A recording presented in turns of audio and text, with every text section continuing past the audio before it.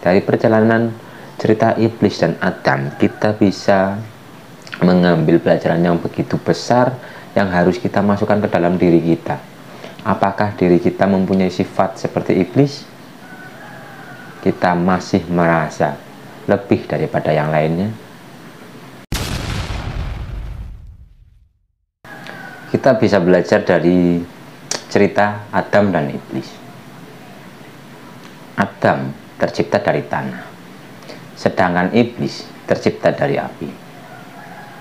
Ketika Allah menjelaskan kepada para malaikat, aku arep gawe khalifah jenenge Adam, seluruh malaikat diperintah untuk tunduk kepada Adam. Tapi di sini tunduk bukan tunduk penyembahan, hanya tunduk penghormatan. Dan ada salah satu malaikat yang tadinya mulia, yang tadinya terhormat, bahkan menjadi panglima perangnya para malaikat. Siapa itu? Ya, itulah cikal bakal yang dinamakan iblis. Awal mulanya dia adalah Azazil, malaikat yang paling taat kepada Allah kala itu. Tapi dengan adanya kejadian Allah memerintahkan para malaikat sujud kepada Adam, sang Azazil menolak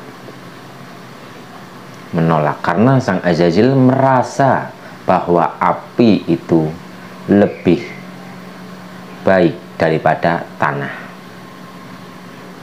Coba kita renungkan, kita pahami, kita hayati dari cerita api dan tanah. Kenapa yang tadinya makhluk yang paling taat kepada Allah, bahkan menjadi panglima perang, dikutuk menjadi makhluk yang paling hina hanya karena merasa lebih baik daripada yang lain? Hati-hati jika kita merasa lebih baik daripada yang lain.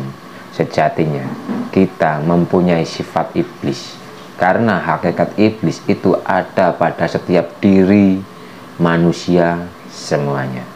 Jadi hakikat iblis itu adalah sifat sombong yang ada pada diri manusia, yaitu merasa lebih baik daripada yang lainnya.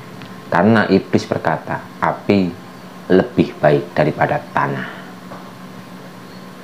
Dalam diri iblis mempunyai sifat kesombongan. Walaupun dia adalah makhluk yang taat kepada Allah, tapi dia mempunyai kesombongan, merasa lebih baik daripada yang lain, atau merasa lebih baik daripada Adam. Maka seketika itu iblis dilaknat, dikutuk menjadi makhluk yang paling hina. Kita koreksi ke dalam diri kita, apakah kita mempunyai rasa yang merasa lebih baik daripada yang lainnya? Entah itu merasa lebih cerdas daripada yang lainnya, merasa lebih cantik, lebih ganteng, lebih kaya, lebih pandai, lebih dan lebih dari yang lainnya. Jika kita mempunyai rasa seperti itu, berarti sejatinya iblis sedang bercokol di dalam batin kita. Mari kita belajar untuk membunuh atau menyingkirkan sifat-sifat iblis yang ada di dalam diri kita.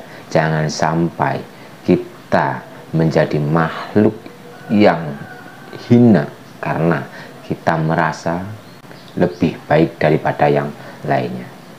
Dari perjalanan cerita iblis dan Adam, kita bisa mengambil pelajaran yang begitu besar yang harus kita masukkan ke dalam diri kita.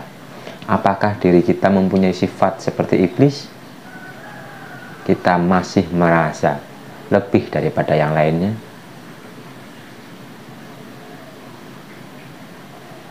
Lihatlah iblis yang ada di dalam diri kita. Jangan hanya terfokus dengan iblis yang di luar diri, karena sejatinya iblis itu ada di dalam diri kita sendiri. Kalahkan atau singkirkanlah iblis di dalam diri kita. Buanglah sifat-sifat sombong, karena sifat sombong itu sangat berbahaya untuk diri kita sendiri.